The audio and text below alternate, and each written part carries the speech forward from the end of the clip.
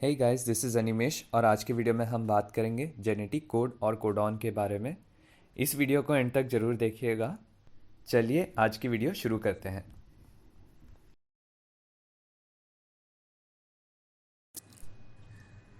Central dogma of molecular biology से हमें पता है कि एक डीएनए जो है ट्रांसक्रिप्शन के बाद एमआरएनए बनाता है और एमआरएनए ट्रांसलेशन के बाद प्रोटीन बनाता है। तो ये वही यहाँ पे मैं दिखा रहा हूँ, क्रोमोसोम से एक जीन जो कि ट्रांसक्रिप्शन के बाद एमआरएनए बना रहा और ट्रांसलेशन के बाद पॉलीपेप्टाइड या प्रोटीन बना रहा। यहाँ पे ये मैं राइबोसोम ड्रॉ किया हूँ। एमआरएनए जो है राइबोसोम के हेल्प के थ्रू पॉलीपेप्टाइड या प्रोटीन बनाता है।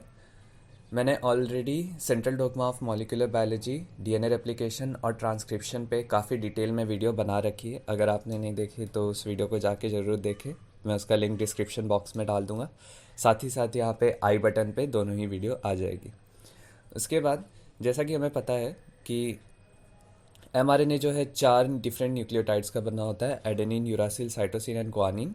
और DNA dependent RNA polymerase DNA के एक टेम्पलेट स्ट्रैंड के कॉम्प्लीमेंट्री एमआरएनए सिंथेसाइज करता है। मगर ऐसा कोई कॉम्प्लीमेंटैरिटी हमें न्यूक्लियोटाइड्स और अमाइनो एसिड के बीच में नहीं दिखता। जब प्रोटीन फॉर्मेशन होता है तो there exist no such complementarity between nucleotides and amino acid. वही मैं लिख रहा हूँ।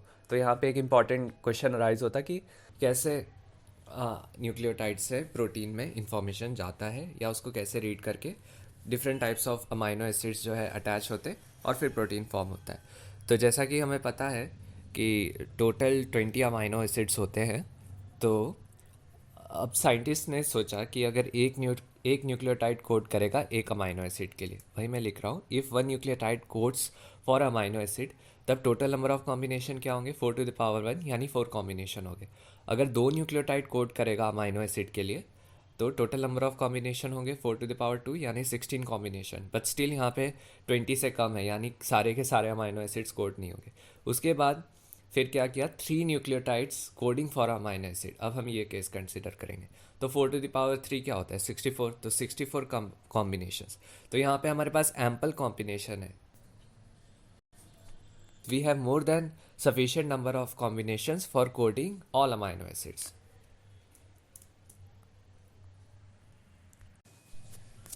तो इसके थ्रू साइंटिस्ट को हिंट मिला कि मे बी 3 कोड एक साथ किसी अमाइनो एसिड के लिए कोड करते हैं, क्योंकि इसमें हमें 64 कॉम्बिनेशंस मिलते हैं।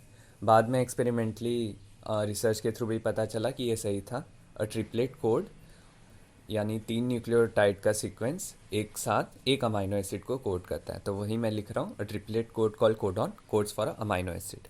अब यहाँ पे मैंने एक अब मैंने यहाँ पे एक डीएनए का सेगमेंट दिखाया है। यहाँ पे 5 प्राइम से 3 प्राइम मेरा कोडिंग स्ट्रैंड है। तो आप सबको पता होगा कि अगर मैं कोडिंग स्ट्रैंड का थाइमिन को रिप्लेस कर दूँ यूरासिल से तो मुझे आराम से एमआरएनए सीक्वेंस मिल जाता है। तो मैंने वही नीचे ट्रांसक्रिप्शन के बाद एमआरएनए सीक्वेंस दिखाया है। और जैसा कि अभी हमने देखा कि अ ट्रिपलेट कोड को हम कोडॉन बोलते हैं, यानी set of 3 nucleotides code for amino acid. तो यहाँ पे मैं वही अंडरलाइन कर रहा हूँ, AUG एक कोडॉन हुआ, CCG एक कोडॉन हुआ, वैसे ही CAA एक कोडॉन हुआ, UCU एक कोडॉन हुआ और फाइनली UAA एक कोडॉन हुआ। अब हम इसके बाद समझेंगे कि कौन सा कोडॉन कौन से अमाइनो एसिड के लिए कोड करता और क्या क्या प्रॉपर्टीज़ होती है। तो वही अब देखते हैं हम जेनेटिक कोड टेबल। तो यहाँ पे ये दिख रहा होगा आपको genetic code table. First position, second position और थर्ड पोजीशन दिख रहा होगा। तो कोडॉन तो 3 न्यूक्लियोटाइड का सीक्वेंस होता है, तो उसमें 3 पोजीशन होती है, पहली, दूसरी और तीसरी। तो पहला पोजीशन एक्सट्रीम लेफ्ट में है, दूसरा पोजीशन ऊपर में है और तीसरा पोजीशन एक्सट्रीम राइट में आपको दिख रहा होगा। तो यू जब मैं बनाऊँ तो यू इस टेबल से दिख रहा कि ये फिनाइल एनेलिन के लिए कोड करता है। वैसे ही अब मैं दूसरा एग्जांपल लेता हूँ, सी यू यू ल्यूसिन के लिए कोड करता है। इस टेबल से हमें पता लग रहा है। अब इस टेबल में कुछ इंपॉर्टेंट पॉइंट्स या कंक्लूजन्स हैं इस टेबल के, उसको देख लेते हैं हम। 61 कोडॉन्स ही ऐसे कोडॉन्स है जो अमाइनो एसिड के लिए कोड करते हैं। Out of the 64 codons only 61 codons code for a amino acid. उसके बाद AUG कोडॉन स्पेशल क्यों है? AUG codon codes for methionine and also it is the initiation site for translation. मतलब ये बताएगा कि ट्रांसलेशन यहाँ से शुरू करना है एक mRNA सीक्वेंस में। तो AUG इस वजह से काफ़ी इम्पॉर्टेंट है। उसके बाद थ्री स्टॉप कोडॉन्स होते हैं, यानी कि ये कोडॉन्स जो है हमें बताते हैं कि यहाँ पे अब ट्रांसलेशन को रोक देना है। तो ऐसे कौन से 3 कोडॉन्स होते हैं? तो वो कोडॉन्स है UAA, UGA और UAG। यहाँ पे टेबल पे भी दिख रहा होगा, मैंने रेड कलर से सर्कल बनाया है। UAA जो है स्टॉप कोडॉन है, UGA स्टॉप कोडॉन है और UAG स्टॉप कोडॉन है। उसके बाद इस टेबल के थ्रू हमें ये भी दिख रहा होगा कि 1 codon codes for only 1 amino acid, यानी एक कोडॉन जो है एक से ज़्यादा अमाइनो एसिड के लिए कोड नहीं करेगा। इस नेचर को हम अनएम्बिगुअस और स्पेसिफिक नेचर ऑफ कोडॉन्स बोलते हैं। उसके बाद some amino acids are coded by more than 1 codon, मतलब ऐसे ऑब्वियसली हमारे पास सैम्पल कॉम्बिनेशंस से ज़्यादा कॉम्बिनेशंस थे, ऐसा कुछ दिखना काफ़ी ऑब्वियस था।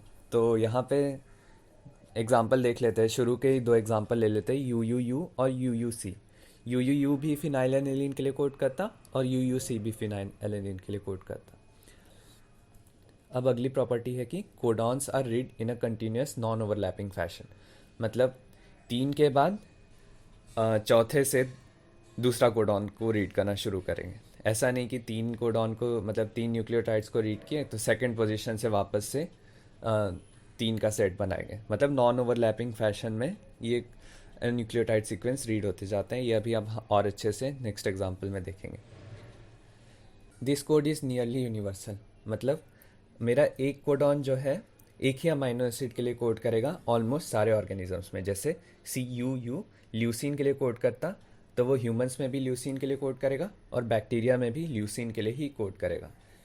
देयर आर सम एक्सेप्शंस, वही मैं लिख रहा हूँ। Some exceptions are found in mitochondrial codons and some protozoans, तो ये थोड़ा सा ध्यान रखना है। अब इसके बाद let's write a polypeptide sequence by ourselves, तो इसके थ्रू हमें और अच्छे से समझ आएगा जो भी अभी हमने देखा है। तो ये वही सेम एग्जांपल है जिसमें हमने अभी देखा था कि DNA से RNA बना है और ये RNA सीक्वेंस है मेरे पास। तो अब 3-3 करके हम कोडॉन्स को पढ़ते हैं और एक पॉलीपेप्टाइड सीक्वेंस यानी प्रोटीन फॉर्म करते हैं। तो सबसे पहला यहाँ पे दिख रहा होगा AUG, मतलब सबसे पहला यहाँ पे दिख रहा होगा AUG कोडॉन। तो इस टेबल में हम देख सकते हैं AUG कोडॉन जो है स्टार्ट कोडॉन है और वो मिथियोनिन के लिए कोड करता है। उसके बाद नेक्स्ट कोडॉन है CCG, तो इस टेबल में हमें दिख रहा है CCG कोड्स फॉर प्रोलीन, तो फिर नेक्स्ट अमाइनो एसिड आएगा प्रोलीन। इसके बाद CAA कोडॉन है, तो इस टेबल में हम देख सकते हैं CAA कोडॉन जो है ग्लूटामीन के लिए कोड करता, तो मैंने यहाँ पे GLN लिख दिया। उसके बाद UCU कोडॉन है, तो UCU कोडॉन किसके लिए कोड करता, तो इस टेबल के थ्रू हम देख सकते हैं UCU कोडॉन जो है सेरीन के लिए कोड करता। उसके बाद नेक्स्ट कोडॉन है हमारा GUU, तो इस टेबल में हम देख सकते हैं कि ये कोडॉन वैलिन के लिए कोड करता है, तो मैंने वैलिन लिख दिया। और फाइनली UAA, जैसा कि हमने अभी ऊपर देखा था UAA एक स्टॉप कोडॉन है, तो यहाँ पर आके ट्रांसलेशन रुक जाएगा और हमारा जो प्रोटीन सीक्वेंस, मतलब पॉलीपेप्टाइड सीक्वेंस जो फॉर्म हुआ वो ये है मिथियोनिन, प्रोलीन, ग्लूटामीन, सेरीन और वैलिन। ये 5 अमाइनो एसिड्स का हमारा प्रोटीन फॉर्म हो गया।